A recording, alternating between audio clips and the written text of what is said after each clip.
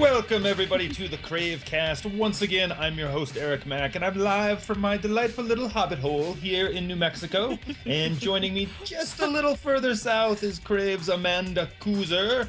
And also live in the CNET studios in San Francisco, the rest of the crew is Kelsey Adams, Bonnie Burton, Jeff Sparkman, and behind the controls, Stephen Bilbo Beecham.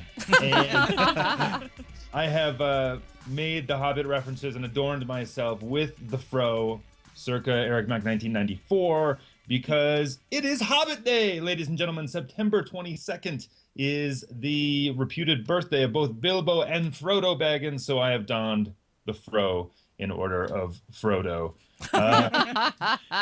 And also today we're going to talk a little bit about some things from a world maybe a little bit more like Middle-earth, and then later on we'll get back into the swing of things, and of course, because we can't help ourselves, we'll talk about Star Wars and the hype around Star Wars, and we'll see what we can do to hype the hype.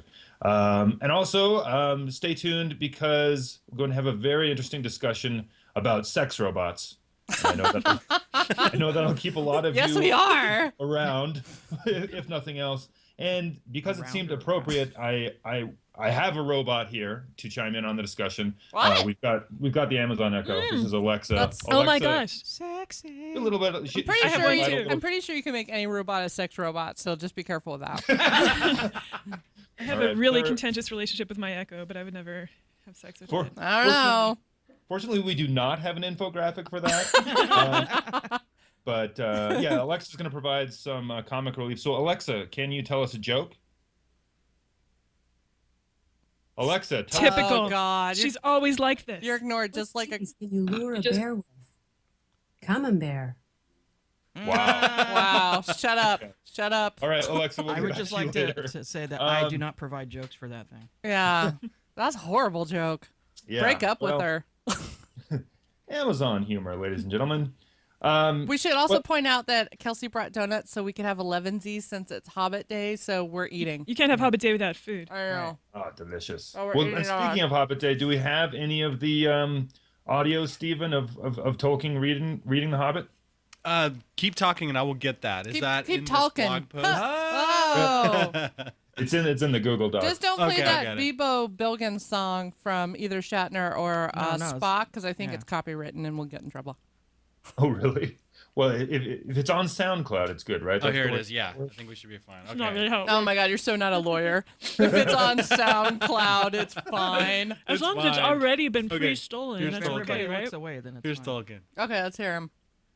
Deep down here by the dark water lived old Gollum. I don't know where he came from, nor who or what he was. He was Gollum, as dark as darkness, except for two big, round, pale eyes. He had a boat, and he rowed about quite quietly on the lake, for lake it was, wide and deep and deadly cold. He paddled it with large feet dangling over the side, but never a ripple did he make, not he. He was looking out of his pale lamp-like eyes for blind fish, which he grabbed with his long fingers as quick as thinking. He liked meat, too. Goblin, he thought, good, when he could get it. But he took care they never found him out. He just throttled them from behind if ever they came down alone anywhere near the edge of the water while he was prowling about.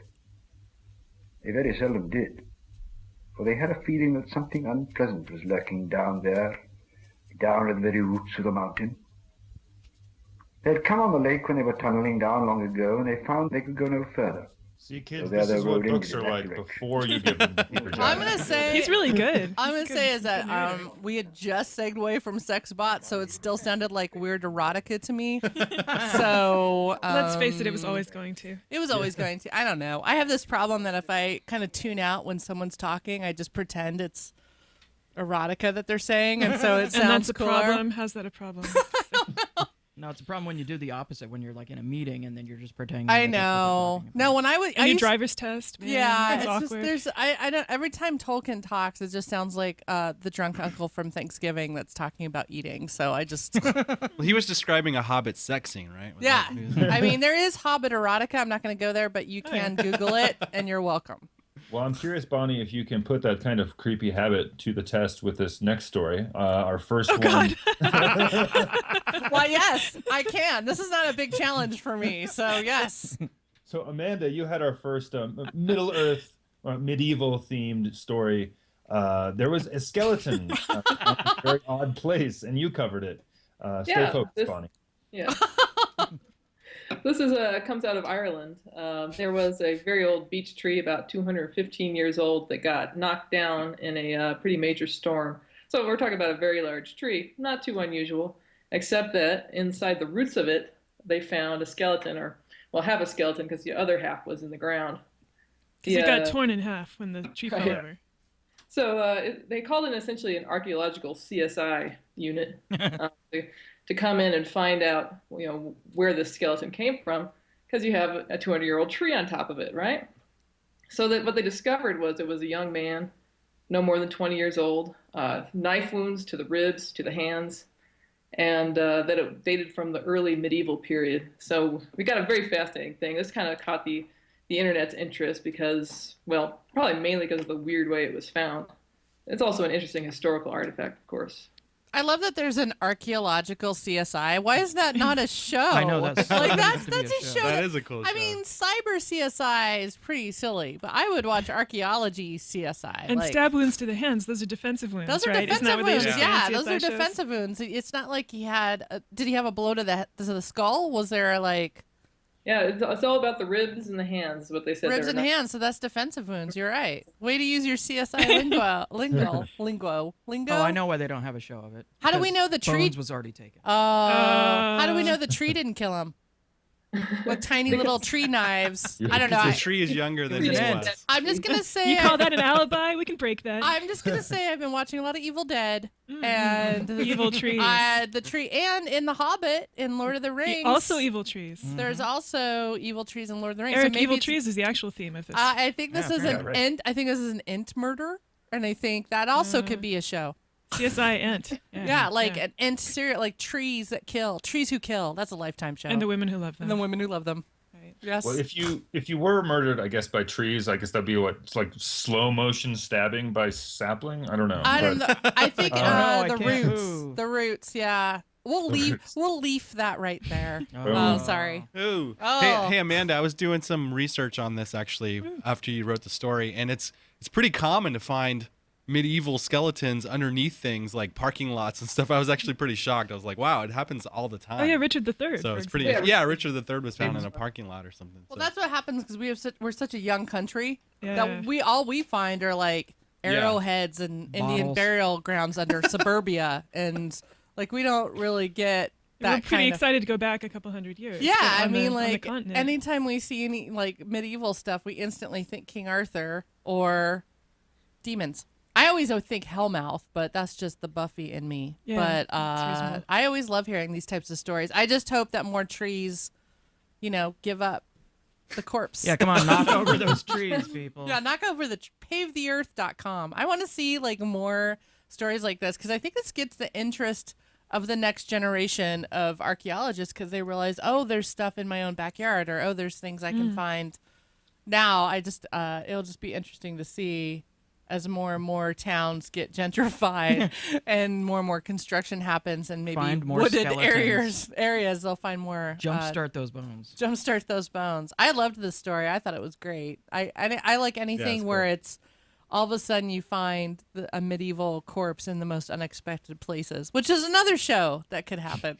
Well, we don't have more medieval corpses, Bonnie, but we do have medieval ceremonial grounds, or maybe, I don't know, maybe it's actually, this is an example of medieval gentrification, actually, because around the same time the skeleton was found, I wrote about the bigger brother of Stonehenge, which was actually discovered just about 1.5 miles from the actual Stonehenge, the huge rocks.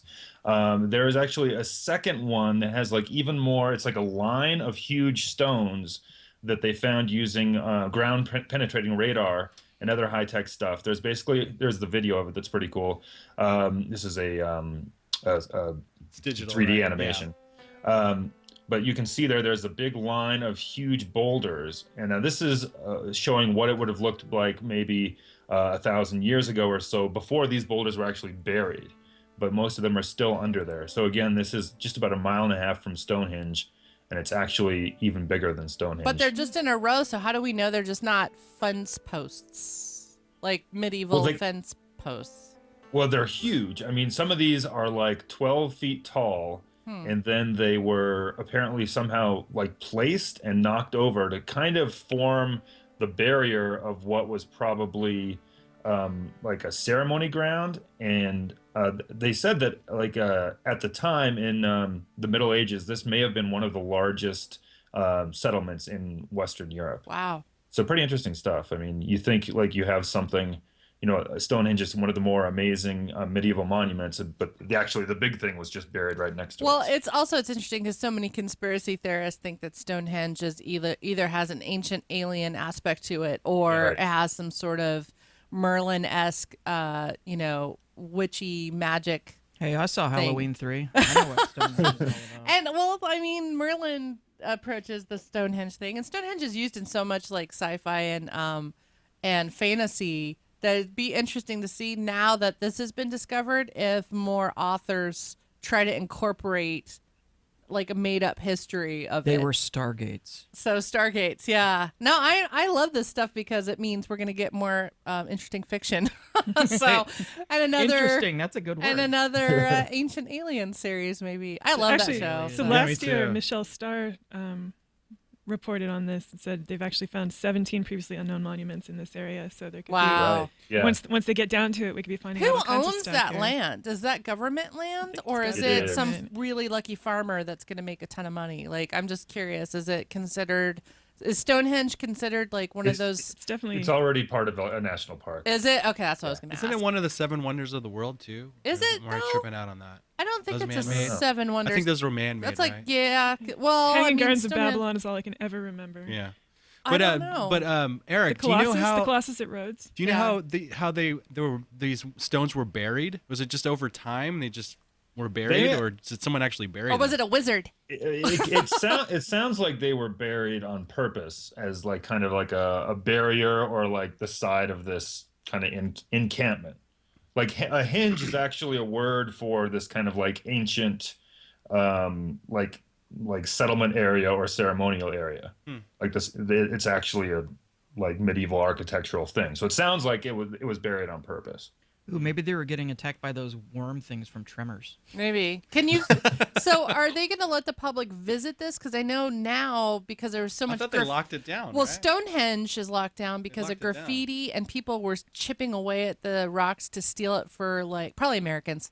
Stealing it away for like, their own little curio cabinets or to sell on eBay. I don't know. So it was getting to the point where whoever's in charge of the tourism aspect of Stonehenge, it's now closed off to the public. So you can't go up and like touch one of the rocks and pretend you're in like Outlander. Back when my mom went to Stonehenge, you could just walk up and touch it. There's no fence. There was no organization or anything. It But was just now, on with the so lawn. many people have ruined it, so you can't People get have up to ruined it. it for the whole So if henge. you can't get up to it and like, get up close and personal with a henge, can you do it with this new one that Well, you have to is? dig it up, I guess, which they probably wouldn't. Oh, I thought this was already dug Yeah, up. it's all So it's not found even dug up. underground. It's still all It's underground. 90 giant stones. You don't really have time to Oh. dig it out. Well, that ruins the story. I thought it was already up and you could like. No, 90. Write on it 90 and- stones. Giant ones.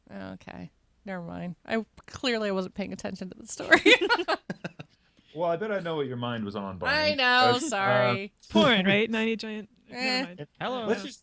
Let's just dig deep into your. Well, sometimes a rock is just a rock. I don't always think this Digging way. deep, I see. Well, you wrote something I think yesterday that was Yes. published today, Bonnie. Yes. Talking about sex robots. So Right. So last weekend, I think it was around like Friday, there was something called Campaign Against Robots, or Campaign Against Sex Robots, or I don't remember the campaign title. I think it was Campaign Against Sex Robots, and it was a psychologist that was.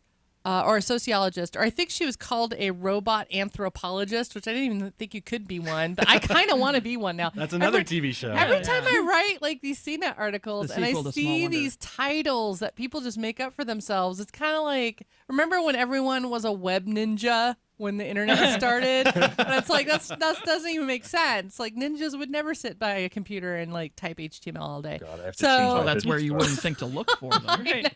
No. So they So- did it and they left So it I alone. don't know what a robot anthropologist is, but the sociology or whatever person decided to publish a paper warning humans that if we have sex robots, we're going to objectify humans and love relationships. And all I kept thinking is, where have you been since Adam and Eve? Because we're going to objectify we've humans. been objectifying humans since. I mean, that's all of advertising. I mean, that's everything. That's why I'm here. That's really. why I mean half the Bible's like that. Like I mean, it's not anything new, but I guess people are worried that this will objectify women. You know, think of the women and the children. It's always that argument. Let's never think of the sex. Yeah, I think bots it's as a- basically that she's saying that if people get used to thinking of sex as something I get from an object that I control and can abuse. You mean like a vibrator that's The- been around forever? Let me finish. I think this is her argument. Then they'll extend that to thinking any person that I get sex from is also an object I can Yeah. control and abuse. I think is the argument that's being made Which was odd in the coming campaign from against sex odd robots. coming from a woman.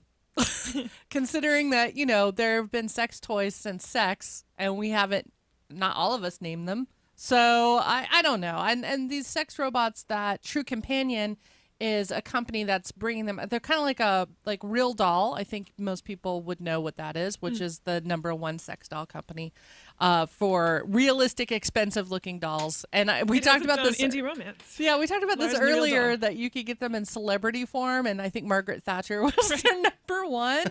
But with True Companion, you can either. Oh, don't go any further. I'm just gonna tell you right now. NSFW. All I know is there's a bunch of lawyers just went. Ixnay. Yeah, don't do that. Don't click on anything called video. But there's Roxy. $7,000. Yeah, so it's Roxy and Ew. Rocky, but it's forever. I mean, if you actually pinpoint how much you spend on a real human, that's pretty cheap. That's getting off cheap, literally. What's the warranty? So How would you even collect on that warranty though? Would you have to mail it back? I don't know. Like I there's no warranty. kept thinking of the Black Mirror episode with what's her With David Cameron? no, no, not the pig, not the pig one. It's the one with Agent Carter.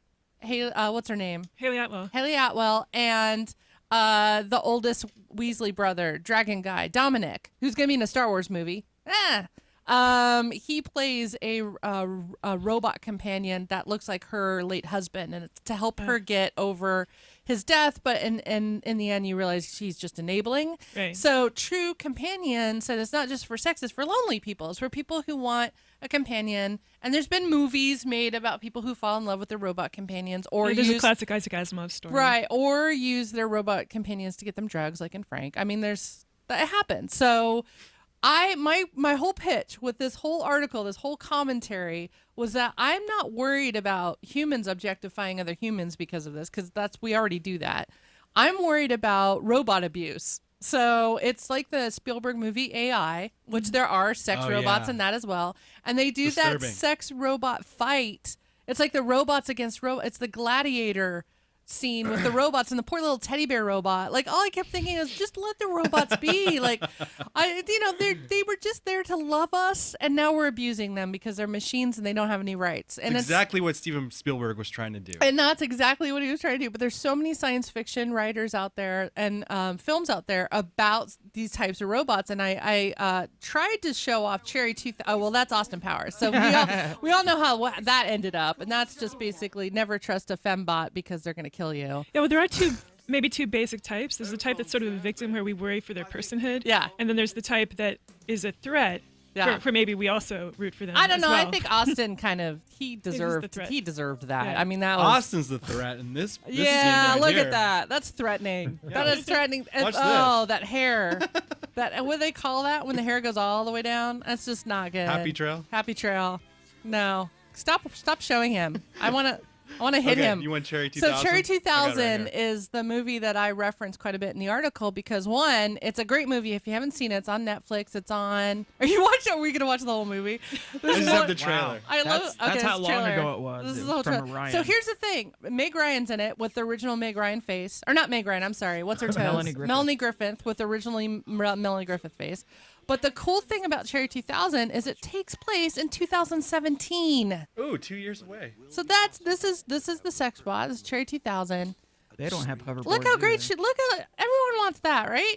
But the problem is she malfunctions in the bathtub because you really shouldn't get your sex bot in a bathtub. Hello. What? I'm just picturing Leslie, our editor, right now, going, "Why are you showing this? Don't show She's all of a this." robot. It's not. So there she goes. So there's The robot. robot. So he has to go get her fixed, but because it's a model that's an old model, kind of like some of us who still have our iPhone 4, he has to go and find her parts in the middle of nowhere, and that's where he meets Melanie Griffith, who's like this, renegade. It's pure. It's pre Mad Max, but kind of close to Mad Max. So he has to go in Mad Maxville to find her parts, get her fixed, fall in love with her all over again. But as we know in rom-coms, he's going to fall in love with a human because that's how that goes. Sorry, just spoiler. But you should watch the movie because it's got some really good references. Also, Humans, which is a new TV show that we've talked about on CNET. I didn't even think to put that in the article, but that's also something to think about with human helpers and how much they're going to help us in everything. Wink, wink, nudge, nudge. And then I was also referencing Blade Runner in the article because we're getting a new Blade Runner movie, so it'll be interesting to see if they talk about sex bots. But of course, there is a sex bot in Blade Runner, and Pris, who's actually a deadly sex bot. So again, these are bots that don't need my sympathy. They probably can fight their own battles, but I am worried about the future, which isn't too far away, of us having robots in our homes as part of our families. Like Wall-E. And we shouldn't abuse them. Yes. Why did you say Wall-E? Now I'm thinking Wall-E erotica. You just ruined. That's exactly why.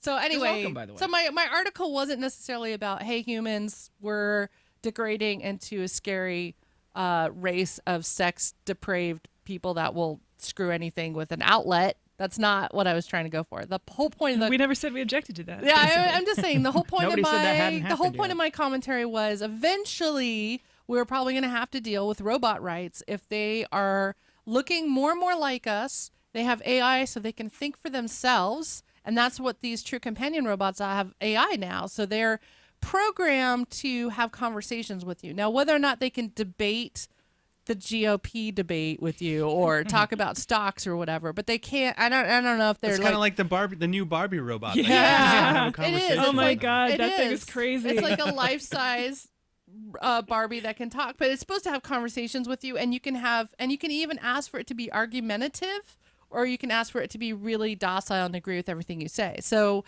I know this sounds really scary to some people, but that is the future, and that's something we have to think about. And so anyway, so my column was, well, yeah, this is something we have to think about, but keep in mind, eventually we are going to be voting on whether robots can marry robots, which I did an article on CNET not long ago. And we're going to have to think about, well, what kind of rights should robots have if they have AI and can think for themselves and feel and have emotions and all this stuff. So it'll be very interesting in the future. I don't think we're quite there yet. Right now, we're just having sex with them. Well, you know what? Let's test it out. Why don't we test it out live right now and see where we're at? Alexa, wait, what are we testing? Do you find me attractive? I didn't find that in your past orders. You forgot to tell her to tell you you're awesome. That's why. Try it again. Alexa, do you find me attractive? Beauty is in the eye of the beholder. I wish I had eyes so I could behold yours. Wow, she flirted back. She's flirting with you. I wasn't expecting that. That almost sounded like it was going to go into you have a nice personality. I'm probably too mean to mine. That's why she doesn't talk like that to me. Yeah, I tried when Suri first came on board. I tried to flirt with Suri, and she wasn't having it. She kept giving me directions to like some like weird massage parlor. So trying to anticipate your needs. That's actually pretty flexible programming. Here's the thing: I haven't looked at the comments of this article. So if any of you are looking at this article, it went up yesterday, and it was no, please don't. No. Don't read them out loud. There's 6 comments. Let's see. Really? There's only 6? Yeah. No. There were 16 last time I looked. No, you're not looking at the right. You're not. I'm on your story here. Yeah, no. There's 50. The layout is different. You have to show comments, and then it shows maybe top 6, and then it'll go. Are you in the right article? Yeah. I don't believe you. There's no way. No, I'm sorry. I'm on the invisibility cloak Told you. My bad. That's a different accessory. Yeah, that's a different accessory. But anyway, it's an interesting concept. I probably will be talking about this more often. I don't know. I just wanted to talk about it because I'm just so tired humans telling other humans that we're going to be more depraved because we fall in love with machines. I don't think that's. We already are in love with machines. I married R2. I married R2D2. I'm perfectly fine. Well, I've heard stories about that. Yeah. Well, we have an open source marriage. Hi-oh. Hi-oh. So you can see other droids. I can see other people. It works out great. But no, I just thank you for bringing that up. I'm glad I could ruin our CraveCast talking about robot sex. No, well, I plan to continue the discussion a little bit. In the next CraveCast, I interviewed the transhumanist party candidate for president. Oh. His name's Zoltan Istvan. That's a great name.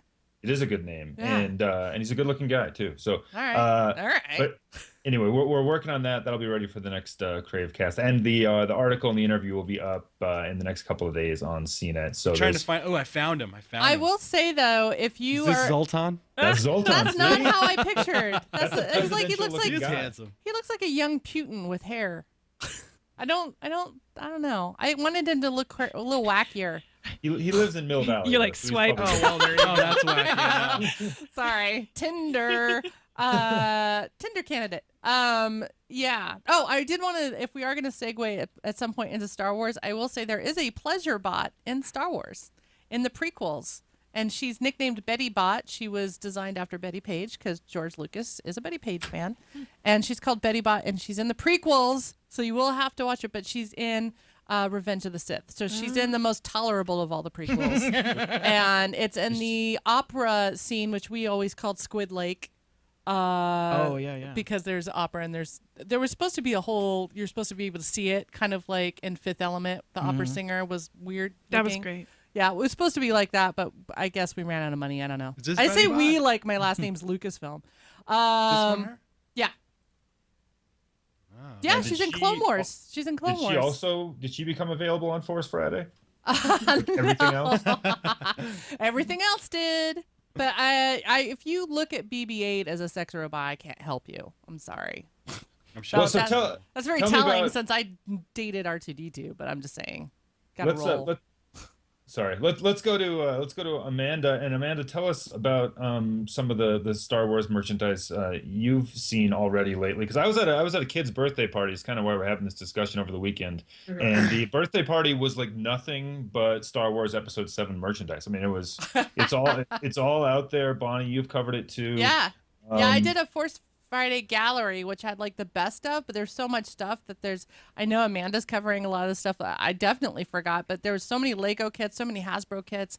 And then of course, if you go on CNET and do a search for BB-8, you'll see all the Sphero videos we did. We not only unboxed Sphero, played with Sphero, we dissected Sphero so you could see what his innards look like. I mean, poor Sphero, it's like he went through like the scariest of science experiments because of CNET. So he's all over the place. But I would say Sphero was probably the #1 toy that was talked about during Force Friday because everybody wanted one. And it's tiny. I did a story about it with Vanity Fair. From Vanity Fair, they had dogs chasing it. And the video looked like Sphero was huge, but then I found out the dogs were all tiny. So that's why Force perspective. It was all Force perspective. Nice. I wasn't even joking. And then Amanda, you did an awesome gallery of weird Star Wars stuff and the BB pillow too. Yeah. There's a ThinkGeek is having pre-orders for a full-size BB-8, plush. So essentially, it's the head doesn't move, it doesn't roll, but it's giant and it's squishy. And so I guess if you wanted to hug a droid, that's probably your best way to do it, most comfortable way to do it. There's some other interesting little products out there. There's Falcon Toys, who kind of makes like remixed sci-fi toys. Came out with a super limited edition. Sorry, it's sold out. Pop-Tart that it's actually made out of vinyl, but it has a Han Solo frozen in carbonite on the frosted front of it. See, I think that should be a real sandwich iron. I don't see any reason it shouldn't be. They make stuff like that in Japan all the time. But yeah, the only problem is I don't think Lucasfilm has their Pop-Tart license anymore, or else that could be a thing. But vinyl toys, I don't know if that was licensed though. I feel like it wasn't. Oh, no. Yeah, no, and it was not marketed as a Pop-Tart or as a Star Wars thing, but it's Han Solo frozen on what looks like a Pop-Tart. It was a vinyl toy, which vinyl toy collectors are huge, so they probably, I mean, the carbonite, I would think Han and carbonite's the one thing that gets done over and over and over The funny thing I did. Pop-Tart comment. Well, I did the That's so article cool. on if you pre-ordered Star Wars Battlefront from Walmart and you paid $60 extra, you got the mini fridge of Han and Carbonite mini fridge. Which I thought was pretty amusing That's pretty too. great, But yeah. I mean, we've done Han and Carbonite desk tables. We've done Han and Carbonite everything really. Rugs, yeah. Rugs. I mean, ThinkGeek's great. If you just do Han and Carbonite, you probably find everything you could ever want for your home in Carbonite. What's funny is in Star But Wars: not a The Old sex bot. Republic, But not a sex bot now. the MMO, they act like freezing people in carbonite is just a normal way of transporting them. Yeah. If you actually watch the movies, it was this thing they improvised on the spot, and they weren't sure it was going to work and everything. Well, but- the weird thing is that in the Clone Wars cartoon, they do it. Oh, yeah? And they do it not with Han So I Solo can't blame because the it's game for different. But that. they can't. They do it as an experimental thing, and then eventually Vader gets his hands on one, and I feel like he's kind of like the beta tester for the carbonite, the freezing chamber. And then after that, I wonder if in the new movie, since it's many, many, many years after, if that will be the Uber. They should have a better technology. Like, by I feel then. like that's the Uber of Star Wars is Carbonite. Like maybe they just Or that's FedEx. or FedEx, Carbonex. I feel like that's like everybody gets carbon not carbonated. That's different, but carbonated. Fizzy. Yeah. But there were so many great. My favorite thing from your gallery, Amanda, was the Chewbacca Crocs. Oh god. Oh, yeah. Oh no. Share those Oh, yeah. horrors with us. That's like two of the worst things to have your feet. Yeah. Furry and Crocs. It's like I'm just looking at that thinking of how much cream you're going to have to buy for your athlete's foot. And how bad they smell. They must smell like a wet Wookiee after a while. So I think Chewbacca Crocs almost makes the point for me, which is this? I mean, is this too much hype? I mean, it feels No. like this Too is much. way more No, we need we had for- more. I think it's too much. It's too much. I already know so much about the movie too. I don't want to know Right. anything about the movie. This I has want to been wait a till it comes bigger. out. It's been a bigger lead up to this one than even of like episode 1, right? No. Okay, No? so I can tell you right now, Phantom Menace was That was pretty probably big. the number one marketing don't, which is do not make a zillion Jar Jar toys until you find out If if people people like like 'em or Jar not. Jar. And it's interesting because those of us that grew up with Star Wars, I remember getting the Star Wars toys before Empire Strikes Back. So I got the Boba Fett toy, and I thought he was gonna be a major character with all these lines. And I was like, I called him Nigel, and I like gave him all this like, I made up this huge backstory for him. And then when I finally saw the movie, he has like 3 lines.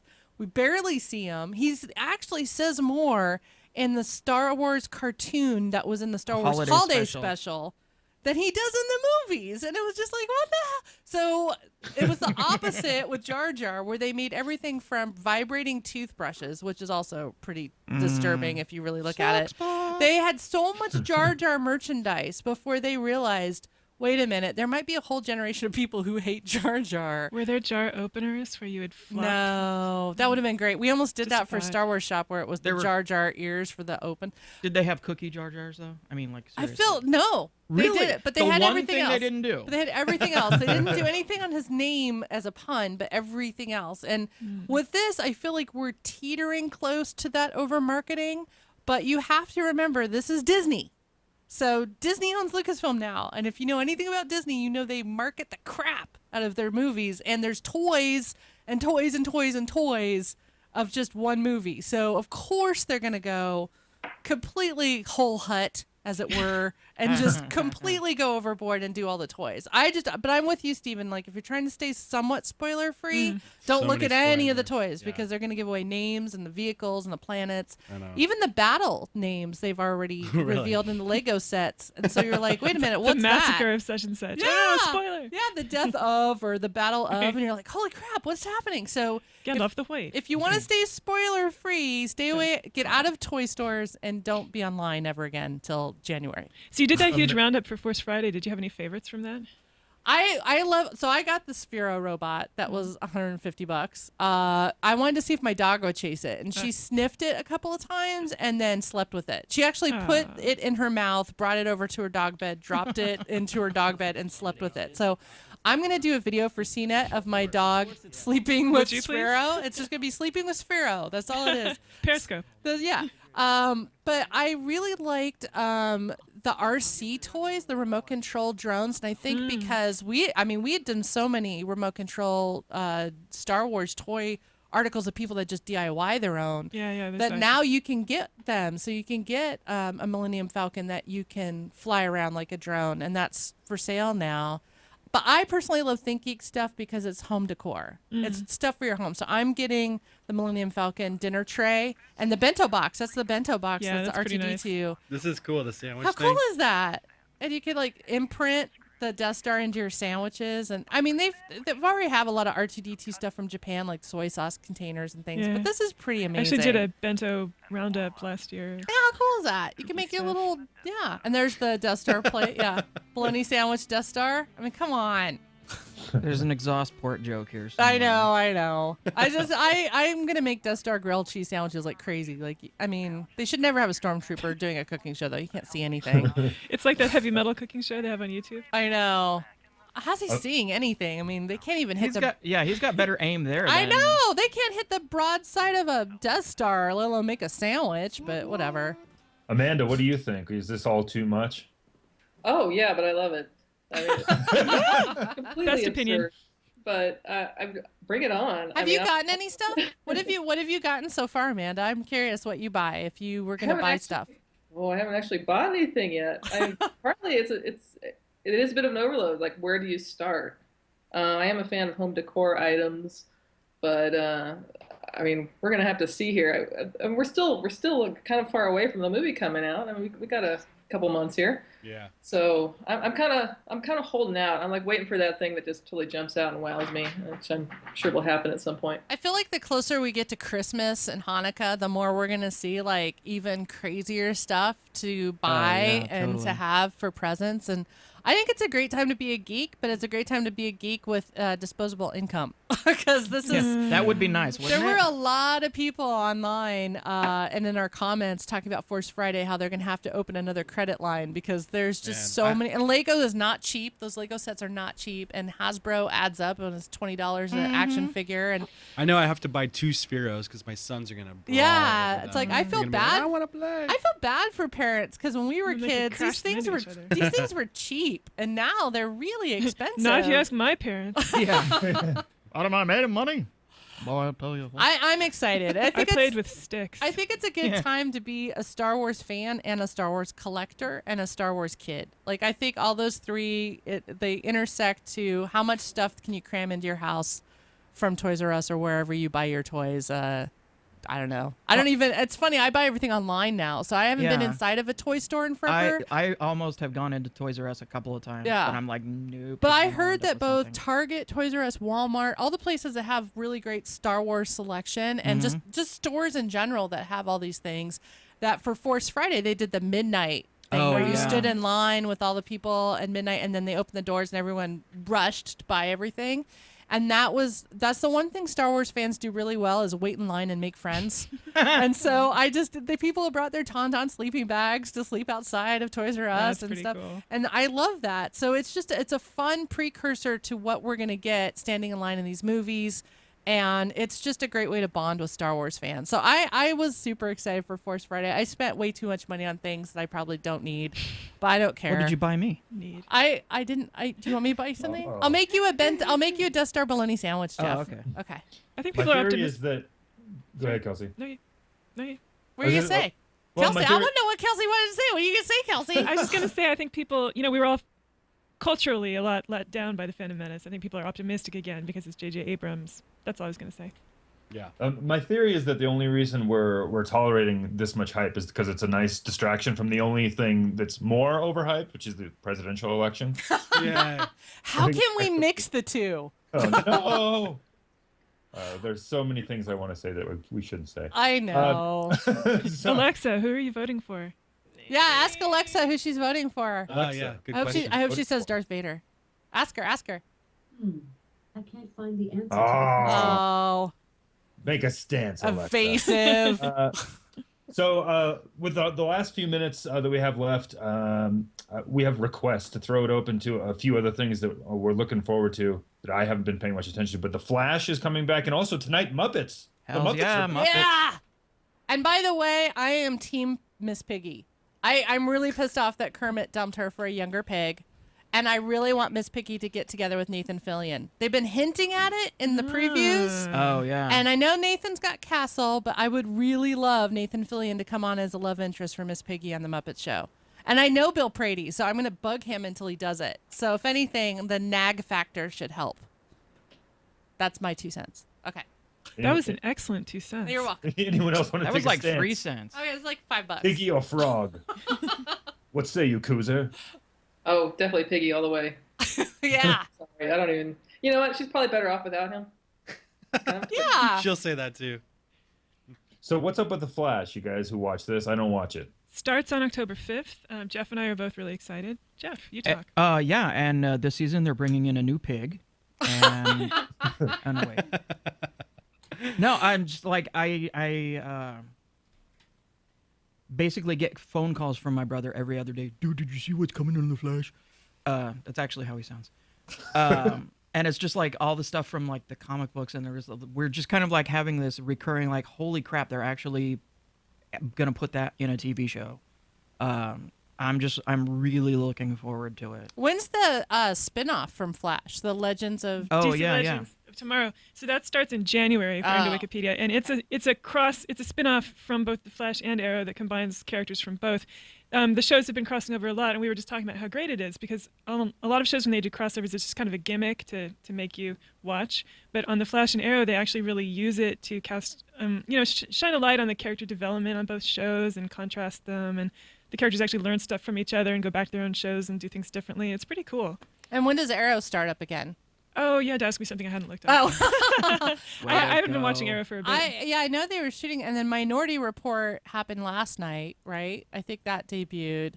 I'm so behind on my TV shows, so I've cut the cord, so I only do Hulu and Netflix and online. So I'm just trying to figure out when I'm mostly excited for Jessica Jones. We've done a bunch of stories about that. So hyped for that. I've been reading the comic books to get ready. I wrote a column for SFX magazine that's coming out in a couple of months about why I think Squirrel Girl deserves her own movie. And the reason I bring up Squirrel Girl is because if you know in the comics, and I don't know if they're going to do this with the Jessica Jones and the Luke Cage TV shows that are both on Netflix, but those two get together in the comics. So hopefully they'll get together in the TV shows, because when they get together in the comics, they have a kid, and Squirrel Girl is their nanny. And so I really want Squirrel Girl to show up somehow, some way on the Jessica Jones show. So Arrow she'll starts be on the 7th, Defenders. by the way, October 7th. Maybe, yeah. So we'll see. I mean, she was part of the Great Lakes Avengers, which was my favorite Avengers group because they're Midwest. They had Deadpool. Someone always died. And it was like the misfits that the real Avengers wouldn't take. Mm-hmm. And they even tried to shut down Great Lake Avengers because they used the name. Like there was like a copyright battle between the Avengers group, which is so prissy. But I really want there to be a Squirrel Girl movie. So if you don't know anything about Squirrel Girl, look her up on Wikipedia. Or wherever you look up stuff. And she is somehow connected to Jessica Jones and Luke Cage. As I understand it, they're going to do individual shows for Jessica Jones, Luke Cage, and a couple others, and then they're going to do one big group show for all of them. Yeah, but there is going to be some crossover on both. Yeah, sure. And also there's going to be crossover on Daredevil. Because they've already said Jessica Jones and Daredevil are going to have crossover. And other characters like Rosario Dawson is supposed to show up in all three shows. So it'll be very interesting to see how they do crossover, because like you say, when Arrow and Flash do it, you learn about each other's shows and each other's kind characters. Of meaningful, yeah. Even though they're different styles of show. Arrow is kind of darker than the more like chipper family Flash. Flash is more like golly gee willikers, but they got dark on Flash in the last few episodes, so we'll see. I don't know. I just love crossovers ever since Magnum P.I. and Murder, She Wrote crossover, so I'm all for crossovers.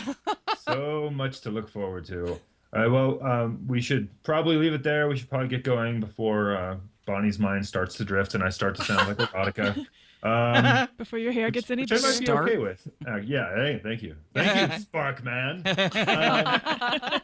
So thanks for listening once again and for joining us. And keep in mind, everything we've talked about, you can find at cnet.com/crave and so much more. A whole universe of geeky, wonderful science, pop culture, and everything that should matter. So check that out, cnet.com/crave, and we'll be back next month with another CraveCast. For Bonnie Burton, Kelsey Adams, Stephen Beecham, Jeff Sparkman, and Amanda Coozer, I am Eric Mack. We'll see you next time.